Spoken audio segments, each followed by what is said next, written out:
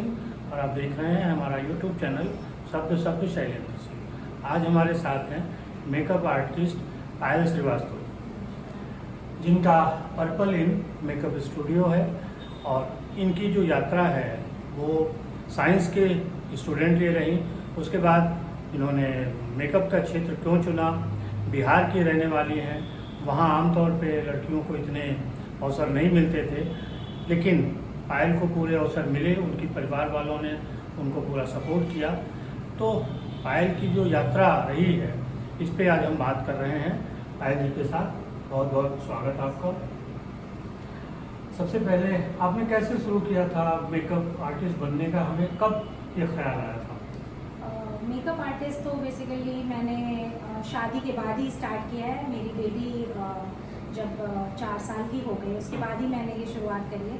But अगर कहें कि ये आपके ख्वाब कब से आए और आपने कब से इसकी लाइक कॉन्फिडेंस किया कि आप कुछ कर सकते हो, तो इसका श्रेय मैं कुछ अपने पापा को देना चाहूँगी। बिकॉज़ शुरू से ही उन्होंने, जब मैंने 10th किया, 10th में बहुत अच्छे मेरे मार्क्स नहीं आए थे, मैं पढ़ने में बहुत अच्छी नहीं थी, बट मेरे पापा उस समय मुझे हमेशा से उन्होंने बाहर पढ़ाया। मैं उस 10th के बाद पटना पढ़ने गई, हॉस्टल में रहकर मैंने पढ़ाई करी।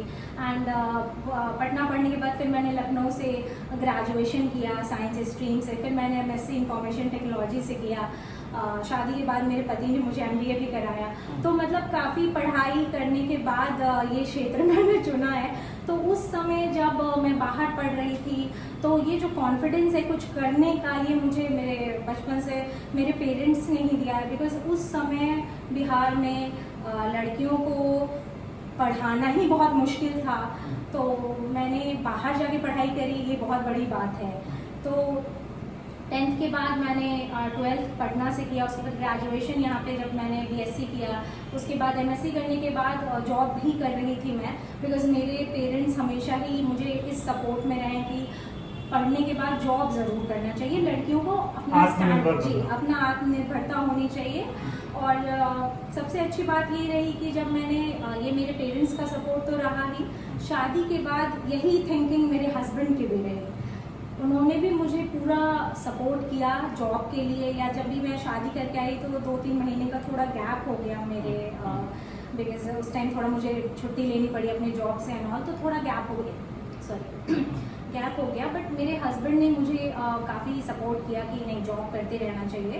एंड मैंने फिर बैंकिंग सेक्टर में जॉब पहले भी कर रही थी, उसके बाद मैंने ज्वाइन कर लिया फिर से बैंक।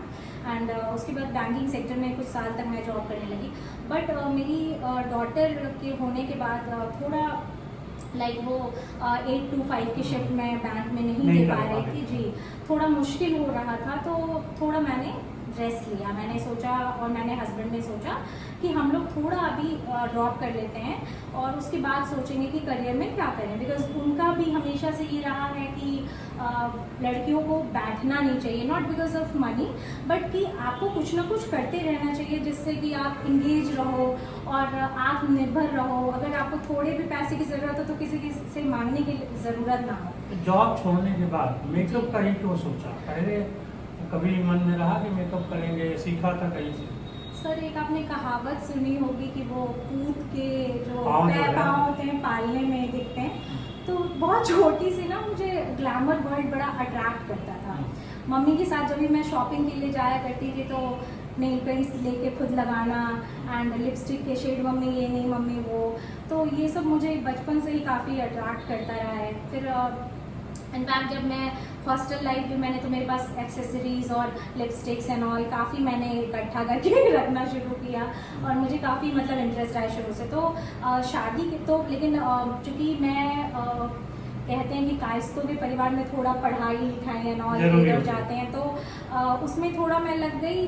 तो मुझे जॉब बैंकिंग सेक्टर की ओर चली गई। बट वो चीज़ें, रुझान मेरी हमेशा शुरू से ही रही है, ग्लैमर इंडस्ट्री अट्रैक्ट करती रही। अच्छा, तो जब खोला आपने तो क्या अनुभव रहा? क्योंकि किसी चीज़ का अट्रैक्शन अलग होता है, जब आप उसको बिजनेस करते हो तो बिजनेस की अपनी तमाम सीमाएं हैं, कस्टमर लाने हैं, मुनाफा कमाना है, कैसे लोगों को, कंपटीशन है, आपके मुकाबले बहुत सारे ब्रांडेड सैलून थे कुछ जी बिल्कुल, बहुत ज़्यादा कठिनाई शुरू में तो होती है। किसी भी काम को आप शुरू करो, चाहे वो जॉब है या फिर आपका कुछ नया बिजनेस आपने शुरू किया है, उसमें कठिनाई बिल्कुल आती है। बिकॉज़ वो कठिनाई मुझे लगता है कि हर एक औरत के साथ आती होगी, एक फैमिली मैनेजमेंट के साथ आपका एक बिज़नेस मैनेज करना। बिकॉज़ आपका उसमें पैसा लगा होता है, तो आपके मन में थोड़ा डर ज़रूर होता है कि जो पैसा आपने लगाया है वो पैसा आप लाइक प्रॉफिट आपको हाँ। मिलेगा या नहीं मिलेगा, बिकॉज आपने लॉस ना हो। तो ये थोड़े टेंशन्स होती हैं। और बट हाँ, मुझे ऐसा लगता है कि अगर फैमिली का सपोर्ट आपको हो, चाहे वो आपके पेरेंट्स हो या इन लॉज हो या फिर आपके हस्बैंड हो, अगर आप मैरिड हो तो उसका सपोर्ट होना मुझे लगता है कि बहुत इम्पॉर्टेंट होता है। अगर वो आपको ये कहते रहते हैं कि हम हैं तुम्हारे पीछे, तो आपकी ताकत बनी रहती है। आपकी ताकत होती है और लगता है कि अगर कुछ होता भी है तो वो संभाल लेंगे। तो ये कॉन्फिडेंस मुझे लगता है कि हर एक औरत को उनके पेरेंट्स को या फिर उनके हस्बैंड को ज़रूर देना चाहिए, जो मुझे मिला। पेरेंट्स से मुझे कॉन्फिडेंस मिला। अच्छी जगह से पढ़ाई करी मैंने। मेरे पापा ने उस टाइम जब लड़कियों का बाहर जाना ही कॉम्बिनेशनल नहीं था, मतलब लोग बाहर नहीं अपनी बेटियों को भेजते थे, उस समय मेरे पापा ने मतलब छोटे शहर में हम रहते थे, समस्तीपुर बहुत छोटा शहर है उस समय, वो एक कस्बे की तरह था। वहाँ से उन्होंने मुझे पटना आई मैं, और हाँ हॉस्टल में रहकर पढ़ाई करी। तो उस समय वो बहुत बड़ी बात थी लोगों के लिए कि इनकी बेटी बाहर पढ़ रही है। फिर वहाँ से मैं लखनऊ में पढ़ाई करने, उन्होंने मुझे हॉस्टल में भेजा। साइंस स्ट्रीम से मैंने बीएससी करा। तो ये कुछ जो आपका कॉन्फिडेंस होता है वो नो डाउट्स आपको अपनी फैमिली से ही मिलता है। तो मुझे लगता है कि पेरेंट्स और आपके हस्बैंड्स अगर आपको सपोर्ट करते हैं तो आप कुछ ना कुछ कर ही ले जाते हैं। जो पर्पल नाम रखा, क्या इसके पीछे कोई कहानी, कोई लॉजिक, कुछ सोचा था? एज सच कोई लॉजिक नहीं। पर्पल मैं रिलेट करती हूँ, लड़कियों को पिंक और पर्पल कलर थोड़ा पसंद आता है, ज़्यादा पसंद आता है। मुझे नहीं है, मुझे तो मतलब ब्लैक कलर ज़्यादा अट्रैक्ट करता है। बट हाँ, पर्पल लड़कियों के लिए थोड़ा वैसा कलर होता है जो अट्रैक्टिव होता है। तो मैंने जो अपना थीम रखा वो भी थोड़ा पिंक एंड पर्पलिश रखा, तो इसीलिए मैंने नाम बस पर्पल एंड चूज़ किया। अच्छा, फिर जब आपने बिजनेस शुरू किया ये, तो क्या फीडबैक रहे जो महिलाएं आती थी उनके, और कैसे वो दोबारा आई? ऐसा कौन सी ट्रिक्स थी आपके पास?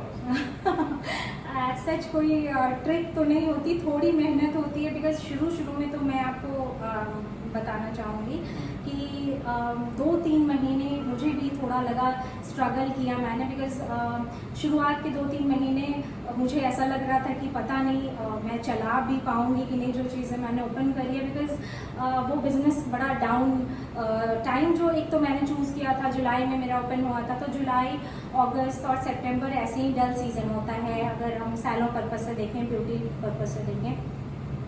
बट ये 3 मंथ ख़राब जाने के बाद अक्टूबर जैसे ही आया तो मैंने देखा कि मेरे पास कस्टमर्स आने लगे। फिर उस कस्टमर्स को लाइक अट्रैक्टिव ऑफर्स मैंने देने शुरू किए, ब्राइडल रेट्स अपने कुछ उस समय कम किए, पैकेजेस बनाने शुरू किए और कुछ कार्ड सिस्टम स्टार्ट किया, पॉइंट सिस्टम स्टार्ट किया, रिवार्ड पॉइंट्स देने शुरू किए। तो इससे वो क्लाइंट्स दोबारा से रिपीट होने लगे, वो रिवॉर्ड्स के लिए आने लगे, पॉइंट्स गेन करने, जिसमें हम फ्री सर्विसेज दे देते थे। अगर उनके कुछ पॉइंट्स 500 पॉइंट्स हो जाएँ तो हम कुछ फ्री, तो इस वजह से वो दोबारा वो अपने साथ कुछ अपनी बहनों को, अपनी मौसी को, अपनी चाची को इस टाइप से बुलाना शुरू किया। तो फ्रेंड सर्कल में बातें सर्कुलेट हुई। तो ऐसे थोड़ा मतलब मुझे लगा कि ये अभी तक भी मैं इनफैक्ट वो चीज़ें कंटिन्यू करती हूँ। कोरोना पीरियड में बहुत लंबे समय तक बंद भी रहा, इसको कैसे फेस किया? बहुत ज़्यादा डिफ़िकल्ट था मुझे लगता है। बहुत सैलो इंडस्ट्री और जो ब्यूटी इंडस्ट्री है, वो मेकअप इंडस्ट्री सबसे ज़्यादा इफेक्ट हुई है इस चीज़ से। बिकॉज़ सारी चीज़ें ओपन होने के बाद हम बिल्कुल कॉन्टैक्ट में आके हमारा काम होता है। अगर हम फेशियल कर रहे हैं, अगर हम नेल्स कर रहे हैं, मेकअप कर रहे हैं, तो एक दूसरे के कांटेक्ट में आके ही चीज़ें होती हैं। व्हाट इफ़ कि आपने 2 मास्क पहने हैं और चीज़ें आपने पहन रखी, बट ये डर लगता है लोगों को कि एकदम पास में आके आपके कोई ब्यूटी सर्विसेज देगा। तो वो टाइम ऐसा था कि आपके पास लाइक 2-3 महीने लॉकडाउन के बाद भी जब आप ओपन करते हो तो आपके पास कोई क्लाइंट नहीं होता है, कोई कस्टमर्स नहीं होते हैं, तो वो पीरियड जो आपको रेंट निकालना एंड सैलरी देना, इलेक्ट्रिसिटी देना, वो काफ़ी डिफ़िकल्ट सिचुएशंस होती हैं। बट उसको कोप अप करने के लिए हम थोड़ा जैसे ही हमारा लॉकडाउन ओपन होता है, हम ओपन अपने यहाँ करते हैं अपने सैलून को, हम लोग कुछ ऑफर्स देने शुरू करते हैं, पैकेजेस, फिर वही पैकेजेस एंड ऑफर्स लोगों को अट्रैक्ट करते हैं। तो जो चीज़ें हम 1000 रुपीज़ में दे रहे हैं, अगर हम वो 800 या 700 में देते हैं, वो लोगों को थोड़ा अट्रैक्ट करती है, लोग बाहर आते हैं। तो मुझे ऐसा लगता है कि उस टाइम पीरियड पे अगर कम पीरियड पे ज़्यादा लोग आ रहे हैं आपके पास, और भले ही 1000 जो दे रहे थे वो 700 भी देकर जा रहे हैं, तो वो आपके लिए बेनिफिशियल होता है। महिलाएं जब किसी बिजनेस के बारे में सोचती हैं तो दो सबसे पहले होता है, एक बुटीक और दूसरा पार्लर। जी, अगर किसी को पार्लर खोलना है, हाँ जी। आप क्या सलाह देंगी तो किस टाइप से तैयारी करके आए? सबसे पहले तो मुझे लगता है कि जो आपका बजट होना चाहिए, उस बजट में आपको जो आप अपनी सैलून इंडस्ट्री में या ब्यूटी इंडस्ट्री में जो पैसा आप लगा रहे हैं, इन्वेस्ट कर रहे हैं, उसका आपके पास सेम पार्ट आपके सेविंग्स में होना चाहिए।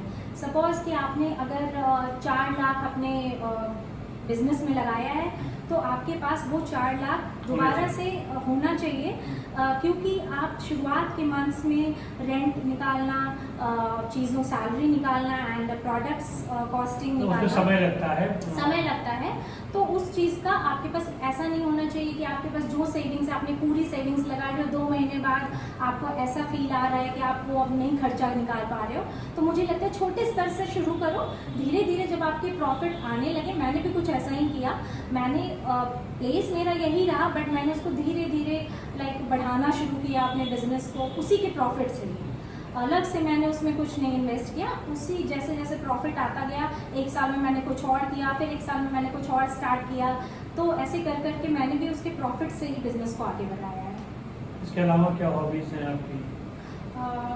बचपन में अगर कहें तो कुछ बड़ी भी जब हो गई तो स्टेज पे डांस करना एंड ऑल, और अब मैं जैसा आपने मुझे, हाँ, वो ग्लैमर वो जो मुझे अट्रैक्ट करता है।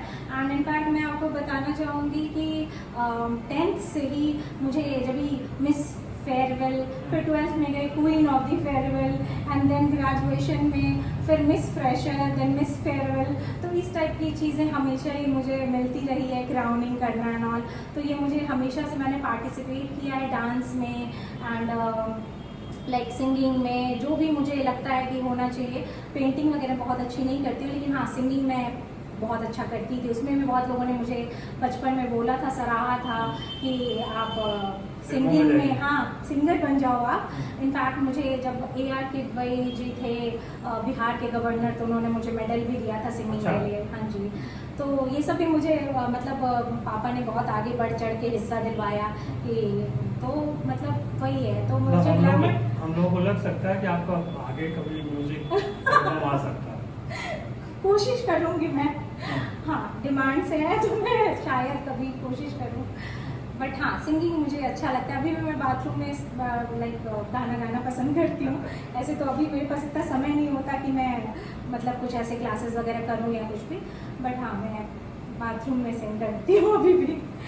चलते चलते आप अपने जो कस्टमर्स हैं उनके लिए क्या बोलना चाहती हैं?